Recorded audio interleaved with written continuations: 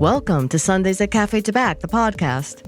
This podcast series is an extension of our film's mission to affirm and extol the courage, strength, and joy in our LGBTQ plus community through the preservation and sharing of our personal stories and the collective histories we live through and change. I'm your host, Wanda Acosta.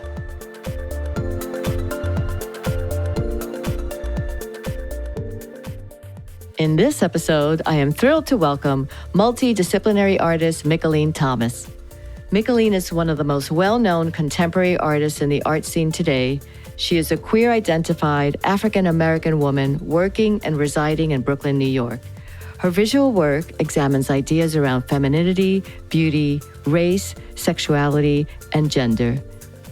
Mickalene Thomas's work is held in many collections, including the Art Institute of Chicago, the Brooklyn Museum, the Guggenheim Museum, the Smithsonian American Art Museum, the Studio Museum of Harlem, among many others. Now, let's listen to Mickalene Thomas. I am just absolutely so thrilled to welcome to the studio my dear friend and fantastic artist, Mickalene Thomas. She is one of the most prominent African-American female queer artists of this time. And I'm just so happy to be able to chat with you today. Hi, Mickalene. Hi, good morning. I'm so thrilled to be here and honored that you invited me to your podcast to have a conversation with you. I know. I mean, it's just so nice to be able to gather today and to gather, period, after what we've gone through with the pandemic. So, it's really nice to be able to sit with people and family and extended families. And speaking of extended families and chosen families, tell me a little bit about your family. Where did you grow up? Yeah, I think I have a really unique combination of family members. I grew up in New Jersey, born in Camden, raised partly in Newark, New Jersey, and East Orange. And then I moved to Portland, Oregon. But I lived in Jersey with my mother up until I was 10, 11, and then went to live with my grandmother. And while living with my grandmother, I think that's when I started to express myself fully as a woman or a girl really attractive or loving other girls. How old were you? How old were you when you moved in with your grandma? I was probably about 10 or 11, so that would have been middle school. And lived with her, and I just remember always infatuated with, the cliche, your best friend or your best friend's friend or your brother's, girlfriend or something or your gym teacher. Yeah, or your gym teacher. I never did the gym teacher thing, though. Although I did play sports when I was in middle school and high school. Tell us. I did volleyball, played volleyball, and I was really on a junior varsity and varsity team for track and field and cross country. And I loved track and field. And I think track and field was really where I formalized my identity with other girls on the track and field that identified as being queer. They didn't talk about it, but you got the sense that there were two girls on the team who were girlfriends. And that was probably my first exposure with seeing it, but without it being spoken about, because no one really talked about it. I have a gay uncle who is very out. He is now in his 70s. So he was very out and a little ostracized by the family. They weren't very supportive. I remember his brothers, my uncles, giving him a really hard time with his sort of femininity and the way he carried himself or how he spoke. And so he moved away from home very young, and he lives in California. And then I had a gay aunt who didn't become gay until after, I think, 2 marriages, my Aunt Jeannie. And she wasn't really out and with her partner until I was in my 20s. Oh. Did you ever have a sensibility of like her being different? I had a sensibility of her being different, but it was always like her friend, or quote, lady friend, Of course. identifying it that way. So for me, even though I grew up in the environment where there were people in my family as family members who were identifying as being gay or queer or lesbian, they never spoke about it. No one ever talked about it. It wasn't something that was shared or welcomed in conversation or embraced. So for me, when I started having feelings towards other women or other girls, I kept it to myself. Well, that's natural. Yeah, I mean, it's if you saw natural. what was happening Yeah, exactly. in your family, you were not going to absolutely sway from not. that. And was your family religious? Like, was there like that component? Or it was My just grandmother like, was don't talk about Jehovah's it? Witness, and my mother practiced Buddhism. And so without me knowing, she was very much one who was much more accepting of gay lifestyle, but I still wasn't comfortable as a young person to go and talk to her about it because I didn't know how. And would you say that that also could be cultural? I think it was cultural. Within the African American in the African American community, and that was my father's side. On my mother's side, they were Pentecostal. Yeah, ain't going there. Exactly. No. So when I fell in love with my first girlfriend, I saw an opportunity for myself to leave New Jersey. And I left in the middle of high school with her. She was much older. And I left to go to Portland, Oregon with her. And I finished my last year in high school there. Oh. And she and I lived together with her family. And we didn't tell them that we were together. Lady friend. I was the lady friend. And eventually we got our own place. Once we got our own place is when I really started to immerse myself in the gay community in Portland, Oregon. I feel like Portland, Oregon is where I fully came out. Most of my friends were queer, identified, non-binary, trans. We weren't using those terms. It was just like either gay or lesbian. Right. But that's what they were. And it was a really enriching, beautiful, creative, talented, amazing artist community. Social political as well. That's where I got into politics as well. Some activism with them. And this is like your senior year in high school. Senior year in high school. At this time, I had already graduated and just was living. And then I applied to Portland State and studied pre-law and theater. And so I was living what would be known as sort of the downtown city of Portland, southwest and northwest Portland. And it was amazing. And you were still with your girlfriend? For a short while, and we separated after probably a few years living there. I was really growing apart, and it was no reason. She went back to Boston, and I wanted to stay in Portland because I was really loving who I was becoming and how I was growing in my independence, and just like really blossoming in the community, of the chosen family that I had. Right. So would you say that you're falling in love with your girlfriend? Was this like your first sort of my first love story? Yeah, my first love, my first relationship, my first everything. That I think there's certain people that come into your life that become conduits or sort of help transition you from one phase to the other.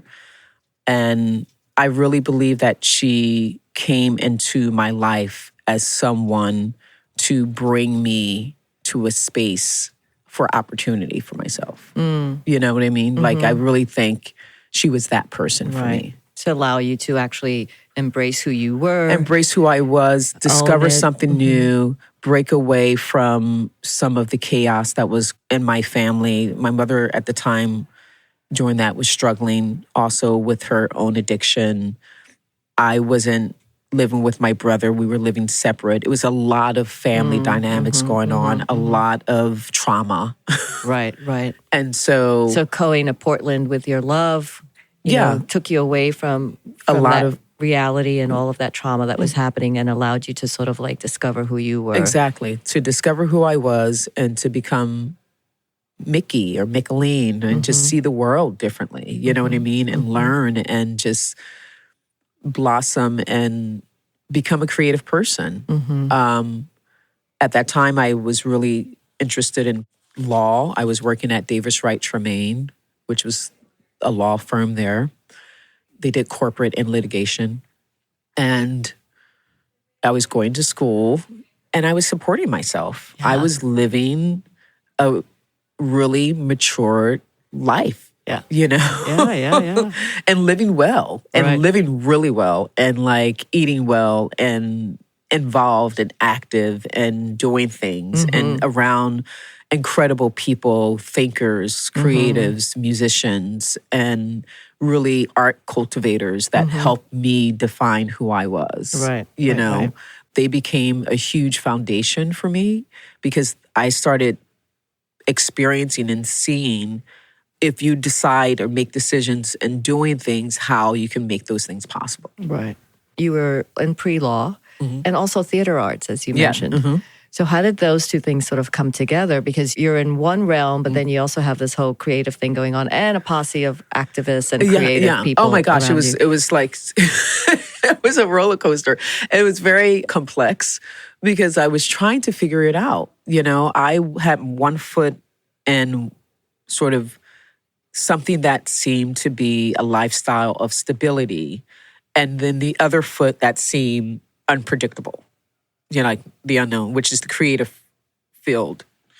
So for me, I was really trying to figure out because I wanted stability in my life. And so That I makes thought sense, yeah.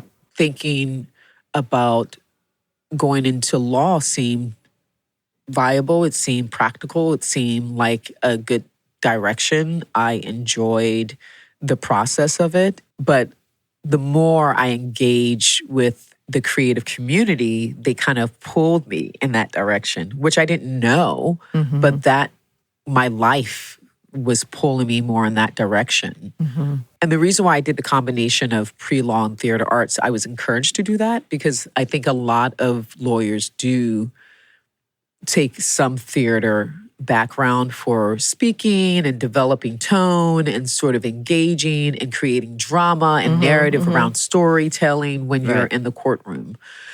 And so they do go hand in hand in some, because it is, if you think about sort of that space, it's a performance, it's very performative and theatrical.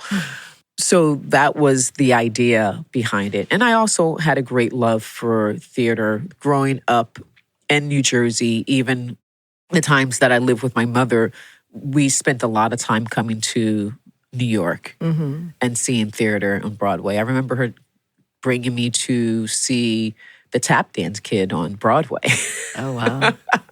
That's You know, wonderful. and like all of these other performances. Yeah. And so it was a real thing for us. And my mother was very much into acting and theater. When she was stable, she was part of a theater group in New Jersey. It was a part of our world. And so theater made sense for me. Even now, as I become more active here in New York, theater is calling me again. Like, I've been really excited to be a participant by producing. I did my first co-production for Colored Girls, which is very exciting. That's exciting. And That was so- wonderful. And you won all kinds of awards. all which kinds is of awards. And so good. and I'm getting back into it. Like, I really love the process. And I was like, you know what? I love theater. So it's one of the things my daughter and I do. It's our thing. Every weekend, I have her every other week, I co-parent to see theater. A musical, a drama, or a dance performance. And I know that she loves it And so much. she loves it. I mean, and New York is so great for it. That's why I love New York. It's just like, Yeah. it just... How fortunate to be able to do that, to see those shows and to get inspired by all of that. Just like in a way like your mom did for you, whether you weren't so aware of it at the time. But your mom sounds like, and I know that she was a fascinating woman despite some of her struggles. And I wanted to hear a little bit more about, that relationship, because I know that she is such an important part of your life and in the work that you have done, including the film that is based on your mom. Tell me a little bit about what growing up with her was like and what influence she has had in your life. And then you shifted to your grandma. And then I want to hear what happened when they finally recognized that you were queer. The queer Mickey. My mother has always been an inspiration, even during our estrangement. And so it wasn't until I think she visited me in Portland, I decided to come back to the East Coast, that I really recognized the importance of who she was to me. Because despite, as we talked about, her struggles, she had such a fierce outlook on life, and always made me understand that you're going to have obstacles. There are going to be these things in life that happen, but you don't allow those obstacles to determine who you are, because they don't determine who you are. And that because you go through some of these struggles, you can come out of them. You can persevere. There is another side to it. You're not defined by them, and you shouldn't allow yourself to be defined by them. And I think that was part of her Buddhist practice. Right, and because of her Buddhist practice, that you can see her heart first, besides everything else that was going around. And I think that was also how she was able to mask her addiction for so long. She was one of those, what you call like a working addict. Right. Where it took so long to catch up to her because she was able to hide it. Conceal it somehow. But to go to my connection with her, I think I idolized her. When she walked into a room, the room lit up. People smiled. She was tall, 6'1", beautiful, caring, empathetic, generous, lovable, and just infectious. Infectious. Her laugh, people just, she was a magnet. She was a magnet. She could sit in one spot. People just gravitated towards her all the time. Everywhere she went. Amazing. We walk down the street. We go to a mall. We're at a theater. They always thought she was somebody. She just had such presence and stature, right? Oh, her presence and stature. And she loved being tall. Yeah. She would always tell me, don't slouch. Be proud of being tall. Don't slouch. Be proud of being tall. My mother loved being tall. I love it. She loved it. That was her pride. She's like, I am a tall woman, and I'm embracing it. Exactly. Because some women, that are super tall get self-conscious about that. My mother was not self-conscious about her height at all. She loved it. Once I started to see her as the person that she was, separate from being my mother and me being her daughter, once I looked at her as her being her own person, as a human being, and understanding that what she was going through and some of the decisions she made had nothing to do with me. But it took me a while, and also through my own Buddhist practice, because I started practicing Buddhism again, to accept that she is her own person. She's on her own journey. I'm a part of that, but it is not about me. Right. That's so important. Yeah. Especially in mother-daughter relationships. And once I looked at her from that viewpoint, our relationship I kind of let go of everything I thought she did to me, which she didn't do anything. You know what I mean? It's just like we were holding on to these false situations because we only know one part of the story as a child. Right. You only know one narrative and you only see one perception because that's all you know from a child. So you create these things in your mind of how things were and what how they should is be and why, what they and what really happened and they didn't. And so that's why I started using her in my art, photographing her. And it brought us closer. Did you start photographing her because you started seeing her in a different way, or you wanted to see her in Well, this I was other first, way? I was encouraged by my photo teacher to photograph her. And once I did that, we started having conversations. I realized that I didn't really know my mother. Huh. You know what I mean? I realized I knew her as my mom, Right. but I didn't know her as the person she was. As a woman. As a woman. As an individual. And I wanted to get to know that person. That's great. So during our photo shoots, I would ask her questions and she would share. And it was beautiful. And the more I learned about her, the more I realized that she and I are mirrored, right? And that, as I stated before, her struggles were her struggles. And then it really validated and explained some of the decisions she made. And then I was okay with her decisions. I said, yeah, makes sense. That makes sense. I see now.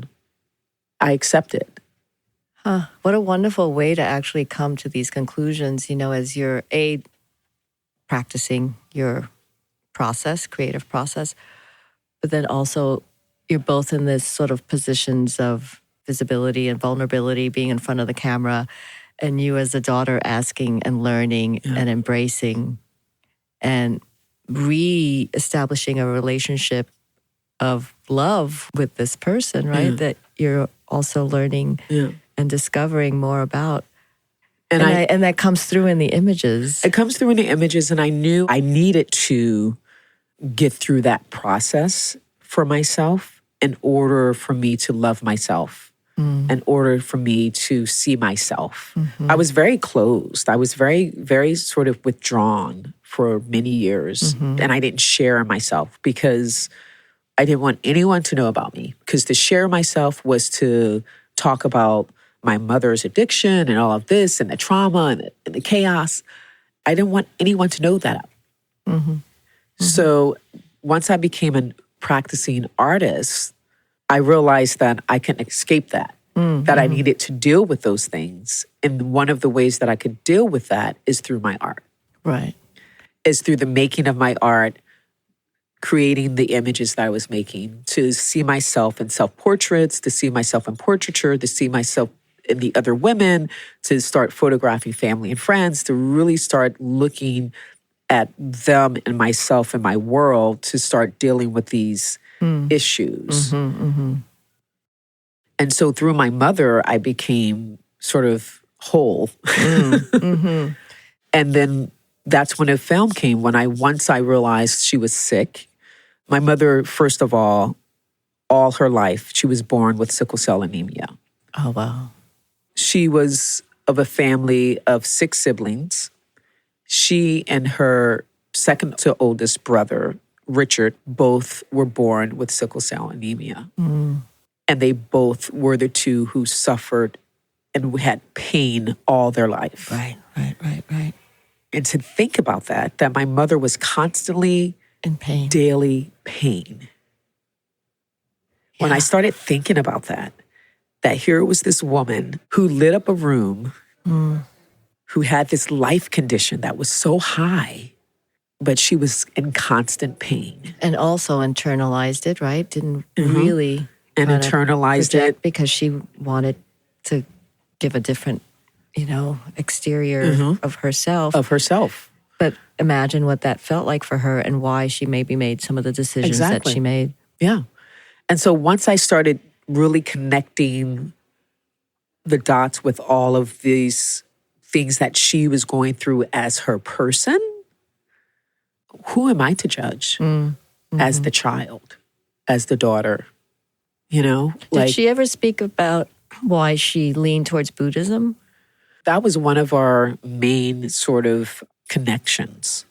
And I feel like a gift that she gave me. Because what she provided for my brother and I was this community and this environment to understand and see people in a very different way and to accept people unconditionally in different forms and to be around a diverse group of people at a young age, growing up in New Jersey. You know, my mother had always Asian friends, Japanese, Indian. It was just like the house was always filled with all types of people. When you went to a Buddhist meeting, you would sit on a floor with all types of people. Yeah. That's great. You know? So I would run around and just do this with all types of people. And it was just amazing to grow up that way. Yeah. And she talked about Buddhism, and Buddhism for her was this way of centering herself and also a way for her to deal with what she was dealing with internally. Like she needed that.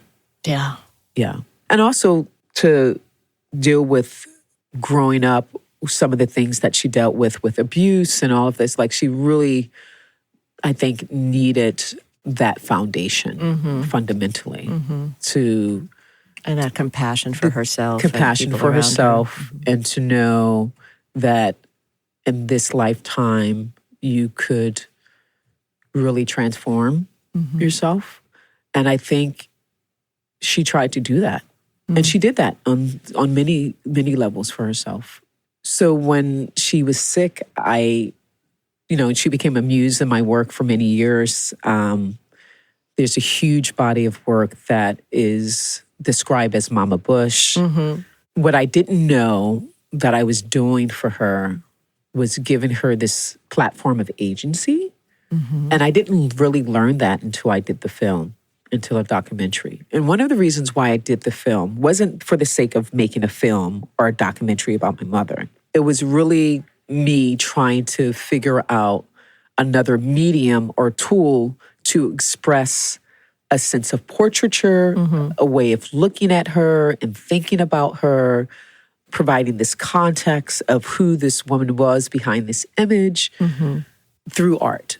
Right. I wanted to tell her story. And I knew when she was very sick at this time that she couldn't come into my studio to photograph and dress up. So I had to think about another medium that was accessible, that I can bring to her. Right. There was one day I was at her house, and with sickle cell and other internal health issues that my mother had, she also had rheumatoid arthritis. Oh, it's so painful as well. Yeah, very painful. So her bones in her hands really started to deform very early on. She had like a really severe case of rheumatoid arthritis. So when I would go home to her house in Jersey to visit her, I was helping her put on her makeup one day. I can tell she was a little withdrawn and a little sad. Oh. And I asked her, I said, what's going on? Like, why? I said, are you okay? Like, talk to me. What's happening? And she looked at me and said, you don't find me beautiful anymore. I guess I'm not your muse anymore. And I said, what do you mean? She goes, because you haven't photographed me. You haven't asked me to do anything. You haven't asked me to. You haven't asked to sit for you or do any of this. And I was like, oh my gosh, Mom, I had no idea. I didn't ask because I didn't think you would want to. Right. So I had all these assumptions in my head that she wouldn't want me to photograph her in this that condition. in her condition. I said, would you like me to photograph you? And she goes, well, I don't know. I don't know. She's like, I don't know. I just want to still be a part of your process. So I was like, let me figure out a new way of creating portraits for you, around you. And so I think it came to me in a dream, actually. I was trying to really think about the best way to do it. And I saw it in my dream. I just went back to the moments when I was photographing her and the conversations that we were having, but they weren't documented. Right. I was like, wow, that was, I was remembering that. throughout the years when I would have her in my studio and photograph her and do all this, and we would have these great conversations, and how But you didn't they have weren't the audio recorded, they component weren't to that. documented. And I thought, wow, why don't I just go and interview her? Yeah. That's what it was. To me, it was like, I'm just going to interview her. I'm just going to get all of what we were talking about on tape Right. with my very cheap, high definition video camera. Right. I love it. So that's how it started. And then it was great and she loved it. But what I was capturing was something so much greater and so much more profound. I allowed her to fully tell her story, to fully share. I think at this point we knew she was dying. Right. And she knew, this is my voice. Right. And you can preserve her legacy. You can preserve her. Yeah. And it was beautiful. And then I shared it with a friend who happened to be a producer who saw what I documented and loved it and said, do you think we can reshoot some of it?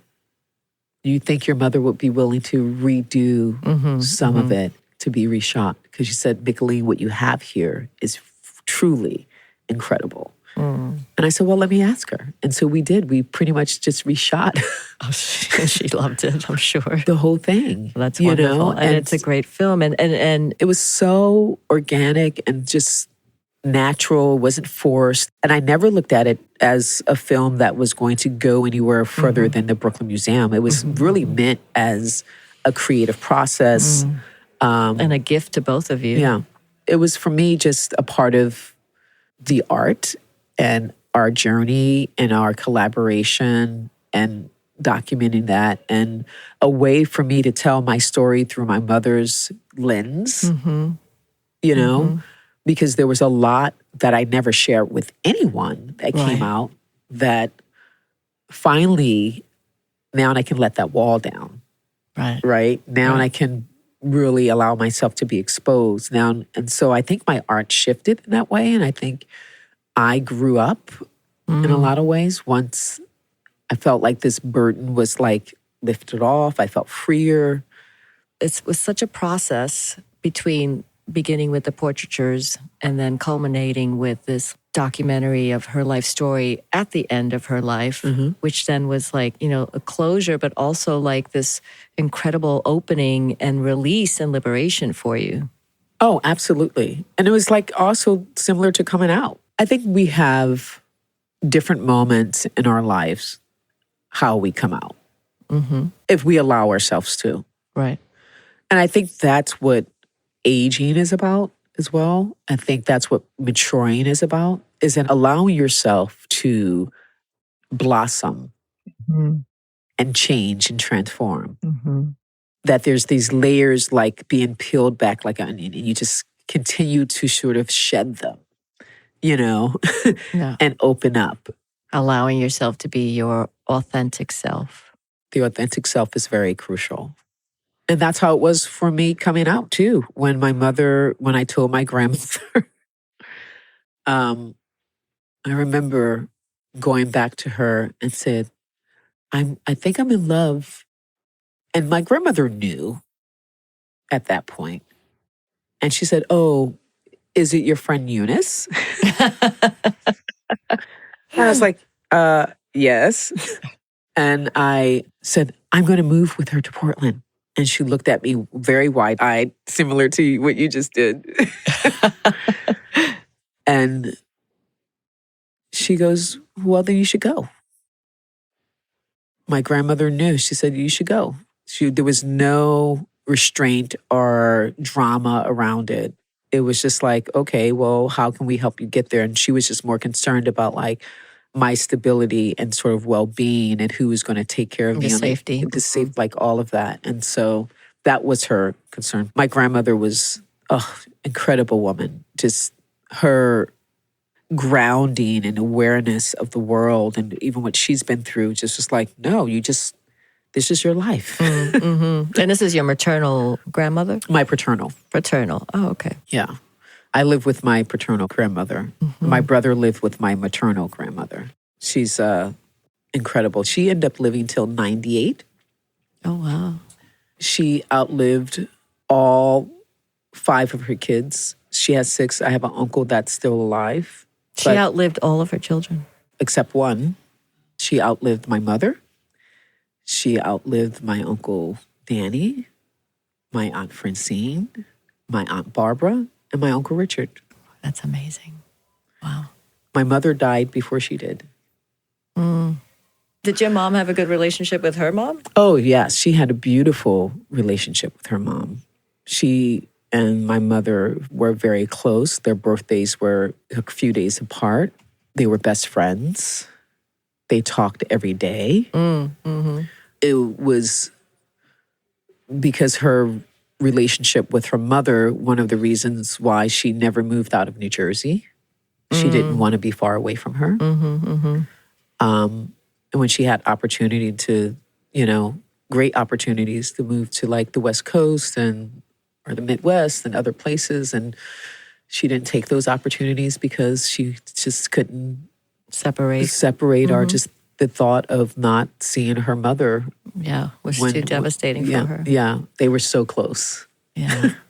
And seeing that relationship made me realize how fortunate I was, because I know a lot of queer kids and LGBT IAs and identifying don't have the support, don't have the love, the foundation with their parents. Absolutely. So I felt very fortunate once I did come out to my mother. One of the things that she said to me that was really challenging for her was that she felt she failed me as a mother because she didn't know that I was queer. And that had she known when I was a kid, she would have done things differently. She would have protected me a little more. She would have embraced me a little more. Had she known that she just wished that what I was going through, and maybe that's what was some of the struggle between. But emotionally, she would have protected She you, would have protected or would have me. embraced you in a different way had In a she different known. way. Yeah. And she was very sad about that loss. Huh. That's kind of beautiful in a way. When she told me that, she's like, I love you. I just feel like there was so much that she missed out. Had I known how to identify a queer child, I would have identified some of the emotions and the sensibilities and all of that and what you understood and direct and facilitate, basically. Because parenting is about facilitating and providing for your child the best and identifying and seeing within your child what they're going through emotionally and sort of leading them in the right direction. Did she feel like that she wasn't there for you to be supportive in what may have been your process of identifying my struggles, yourself and identifying, your struggles? understanding why I would withdraw in certain situations. I'm a extrovert introvert person. And so for her, when I would withdraw, it was very severe, and I was withdrawing because I was very insecure about what these emotions were. And I didn't know how to express them. And I didn't feel like I had anyone in my environment to share them with. Right. And so that really messed me up as a young adult because I just still didn't know how to express myself in that way. Right. When I had issues or things triggered, I just sort of went in. Right. I think many of us did that, you know, if you didn't really have anyone to be able to share that would understand or was like-minded. I mean, what else would you do? Yeah, you feel isolated, right? You just And kind so, of like, what's wrong with me? Keep it to yourself. I don't know what these feelings are. Who do I talk to about this? And so that's what I got into my activities and sports and just hung out at home and read books and looked at movies and just watched like... Oh, the movies are great. Oh my gosh, the movies. And when I would talk to my family, I would always say, when I grow up, I'm going to go to Europe. I'm going to do this. And they would laugh at me. They would look, they were like, she don't know nothing about no Europe. Yeah. Oh, she thinks she all that. I know. Who does she know who went to Europe? Oh, yeah. She's going to Paris. Uh-huh. And now look. I would say that all the time. I was just like, you'll see, when I grow up, first thing I do, I'm just going to go to Europe. I love who it. do you know in Europe? It's like, I don't even know how to get there, but I'm going to make it.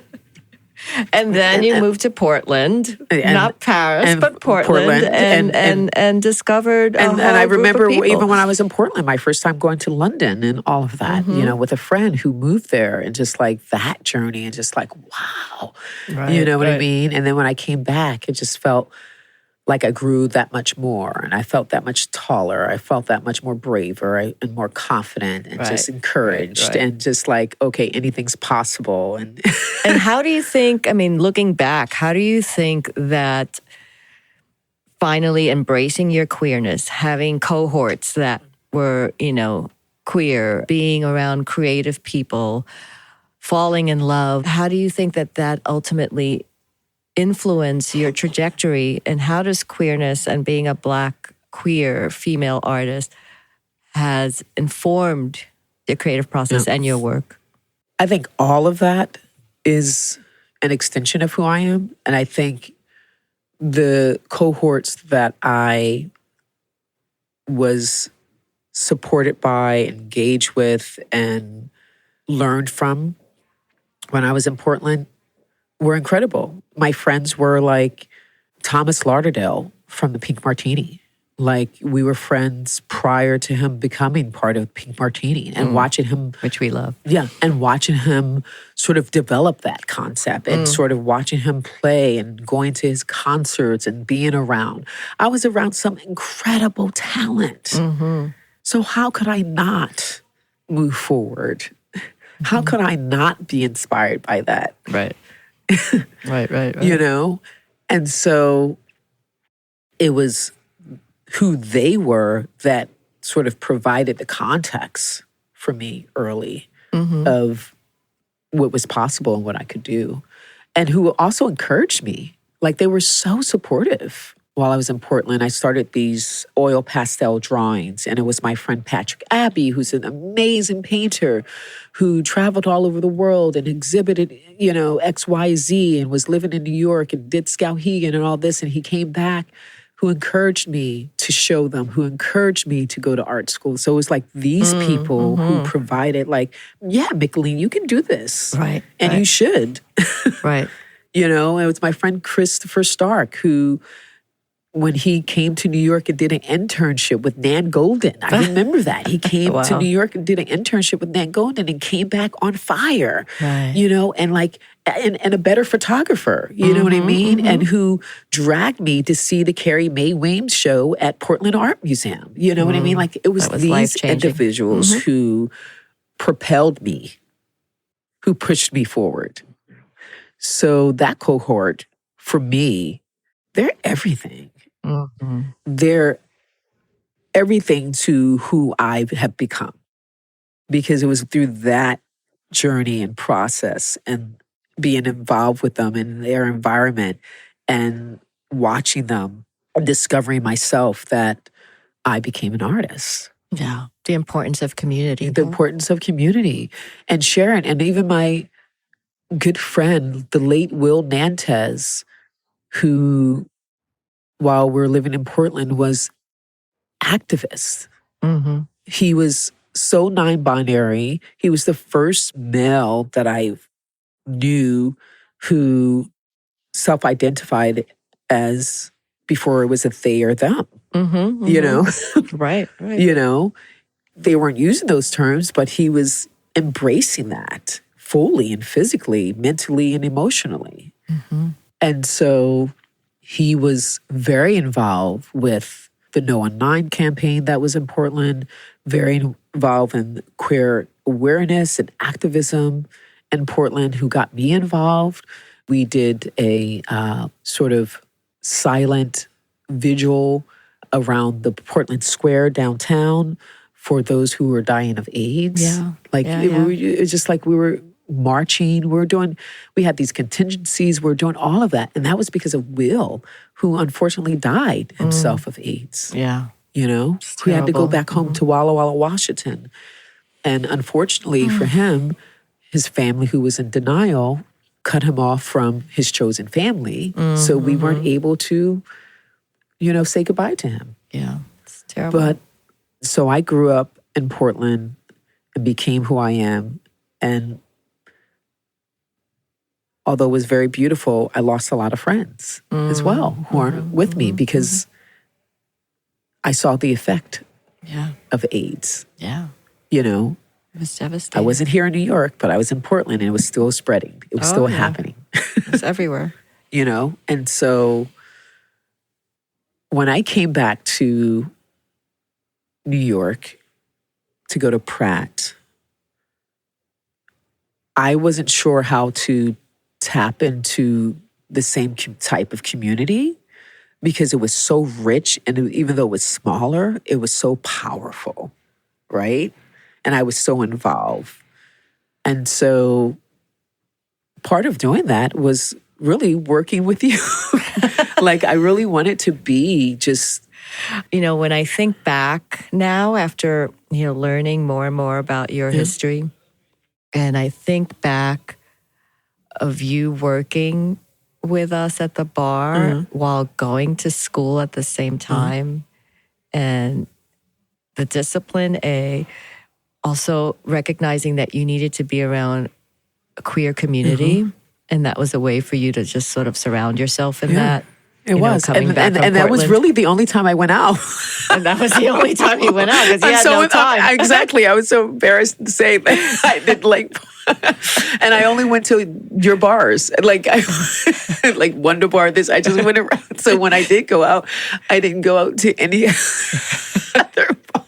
You're like, well, why would you? You had everything right there. Exactly, I did. And it was great. And just seeing that community and seeing that, the friendship and the family and just like the regulars and just learning about, I loved it. Yeah. It was everything for me. I loved working there. I loved coming. It was just like, I needed that. Yeah. I needed that. And so I needed to find that. I got to find a space where I could just be immersed in the environment. I could be surrounded by, I could just look, I can be sort of this, voyeur in a way, just see this world of people and women and identify. And then I just loved it. Right. I love the opportunity, and I love that I was a part of it, and I love the history of it and just everything you were all doing, that I felt so privileged and so happy and excited to be a part of that journey and that legacy and that sort of fun and adventure. I mean, had good times. It was like one of the places I loved going to work. It was good times. It was so much fun. And it was such a family there too. When we talk about not only within the staff, but the people that came every week or every day, or, it really was a moment where, queer spaces really had a hold, where they were so available, right? And we had options, and we would gather, and we would meet, and we would laugh, and we would tell stories, and we would cry, and we would escape, or we would, whatever it was that you needed to do in that safe space for however long you were there. And just thinking about all of the incredible talent and women that walk through that door. Just... For me, just I would be in awe and just wiping the table, just smiling and looking. Is that Susan Sontag? Exactly. Just oh my gosh. Just going by, taking their glass and being polite and smiling and, and assisting and providing just all of, the best support, So many talented, creative, beautiful people. In New York at that time. And to me, that was a huge boost for me. Gave me a lot of confidence and just in ways of okay, now I can really not be shy about approaching women. Because I never was really good at that. I still am not. It's like embarrassing to say that most of my relationships have been with women approaching me. Right. If you wait for me to approach you, it's going to take a very long time. Hear that, ladies? I'm very slow with like making moves, and but while you were picking up a glass and squeezing your way through that narrow passageway at Starlight, you get some phone numbers. Yeah, I do. I got some phone numbers. I didn't always operate on them as I should. There's some that I let slip by me. That I was just like, I should have called her. What do you think about the progress, right, that the LGBTQI plus community has made in the years since? And also, sadly, the demise of queer spaces. I think when you think about like all of the queer spaces or the progress that we've made, it's amazing when you think about like creative spaces like TV and film, what you see on those platforms. And you think about the politics and ways in which we are integrating into those spaces, becoming senators or governors, and like how we're sort of being able to occupy these spaces because we really need to in order for things to change. There's still so much work to do. Just recently, when you think about the people that were just killed in Colorado Springs, you know, as their only space, safe space in that particular community. Tragic.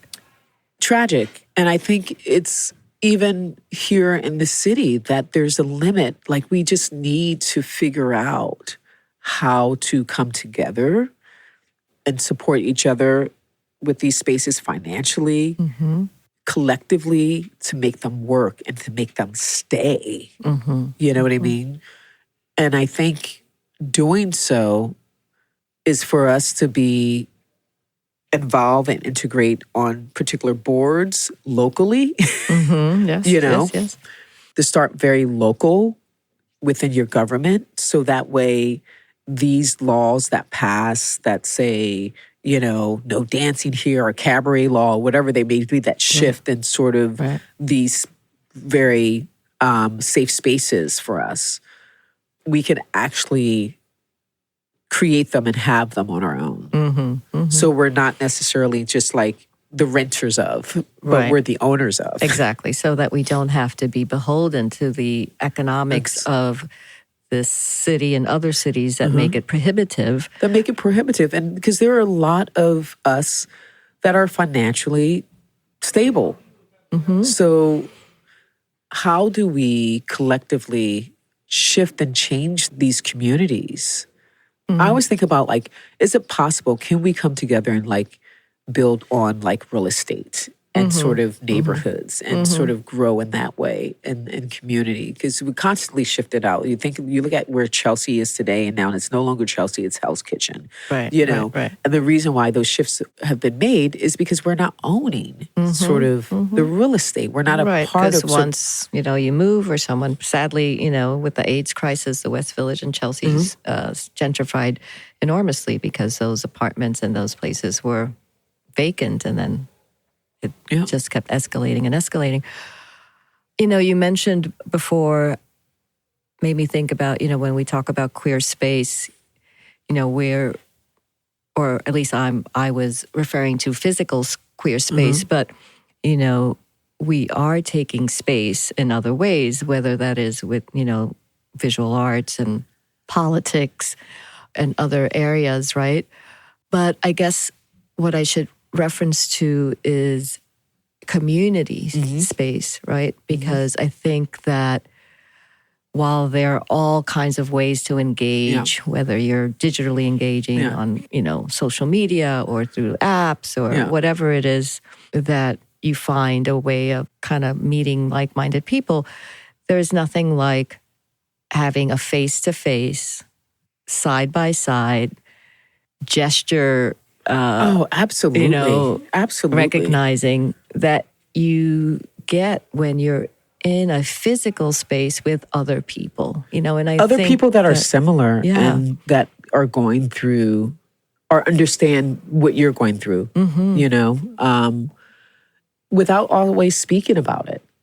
It's just like-minded or sort of based on experiences or based on that community.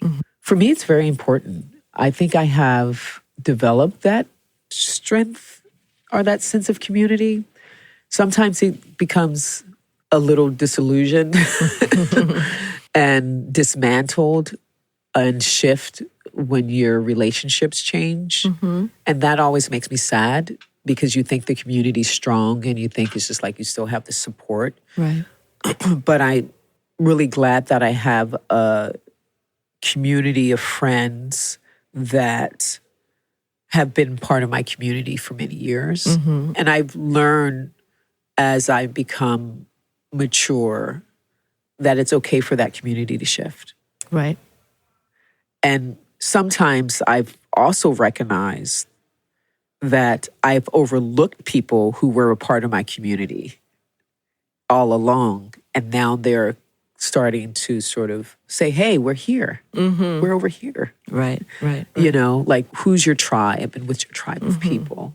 And that your tribe can ebb and flow. And they should ebb and flow. I mean, I love my community of friends.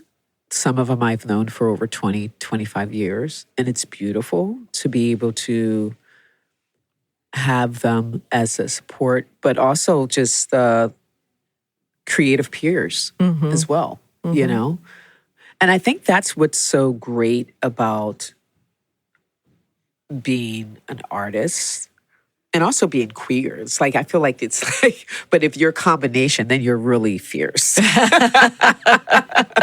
Yes. You know what I mean? It's because you're really in touch, I think, with yourself on a different level than most people, you know? And you navigate the world in a different way. In a different way, you do. And I feel like you already have sort of your antennas and sort of your insight and your viewpoint is sort of much more expansive. You just have a sense of navigating the world that you could sort of be in touch with. And I just love it. I just feel very fortunate that I wouldn't change anything. I love being queer. I love being Black. And I love being an artist. You know, so it's interesting. I was just watching the Lizzo documentary on HBO and who she is as a person and how she embraced herself, her body, sort of being an activist and a spokesperson and all of these ways and just her talent. I don't know, I just feel like there are people that come into the world that you can learn from. For me, that I've never really thought about her, but I'm thinking about her more for some reason because I feel like she's so powerful. That's great. And that she's just like on that sort of beginning of really showing us what she's capable of. And who she is. And I was just that I'm so grateful for her, you know? Yeah, me too. To just be herself, own herself, and like no holds barred. And she is talented. And talented. That is a great documentary. I'll have to watch that. You have to, I mean, it's like today. really incredible. And she's so raw and vulnerable at every moment and so giving and generous and just loving. And she's always been that way. And strong. Because, you know, she gets that. backlash, man. And she has to be so strong. I was like, you know what? When I start feeling a certain way, I'm going to think about Lizzo. Right. But she just gave so much encouragement and, you know, and it was for her people. And it was like really thinking about like becoming the person and the woman and the artist and the musician because there was no one that looked like her. You know? And so being reminded of that is that if you are not finding it, become it. Exactly. Exactly. If it's not there, become it. Be, do, and do be. You know? 100% agree. You know, and so that's what I took from that documentary is that, you know, if you in your world don't have it, then become it and make it. Be the person that you want to see in the world. Become that person. Don't wait. And don't wait. And so I love her for that. Like, I was just like, have so much gratitude and glad that I watched it. Because I didn't know that it existed. And I was just, streaming and looking and thought, oh, let me watch I'll this. have to catch that. No, but it's beautiful. And I'm interested in stories and, biography and individuals of how they see the world and how they become and how supportive her foundation is. And that's what I took about is like your support system and the foundation of that support system is very crucial. And as a mother now, that must be super important. It's super important for me to recognize that and help my daughter recognize that. So that way when as she sort of goes through her life's journey, that she understands the importance of her support system and foundation for herself. Well, Mickey, this has been such a pleasure. It Thanks, has been Wanda. so enjoyable. I could go on and on because it's been great and I could just keep talking. But I want to thank you so much for being here. Thank you so much for sharing your story. Yeah. Thank you for having me. I don't know. I didn't realize I was going to be so nervous. I'm like so sweaty right now. Sorry. Sorry, girls, but I'm speaking with Wanda. I'm speaking with Mickalene. I'm sweating too. I know.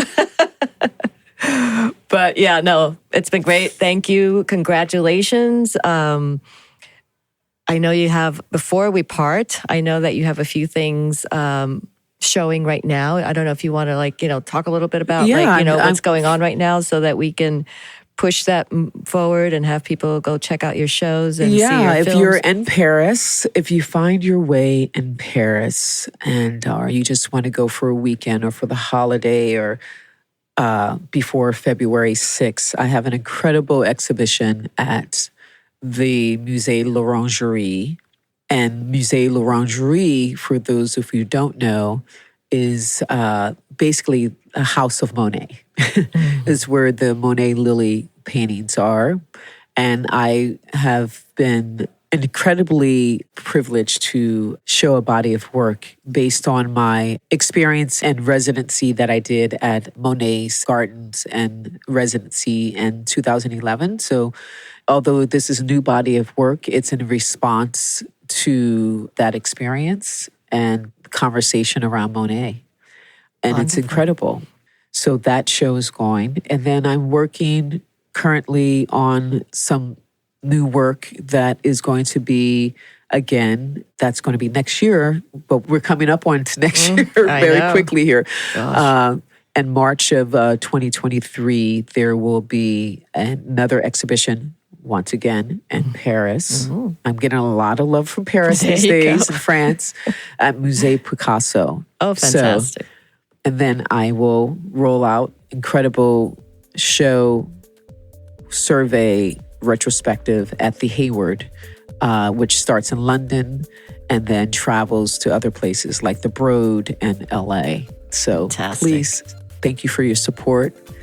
And thank you for your love. And thanks for everything. And just being a good friend. And thank you. Yes. Thank you for being there and supporting as well. Love you. Yeah, love Thanks, you too. Mickey. Thank you for listening. For more, subscribe to Sundays at Cafe Tabac, the podcast. You can also learn more about us and our film at cafetabacfilm.com and at Cafe Tabac Film on social media.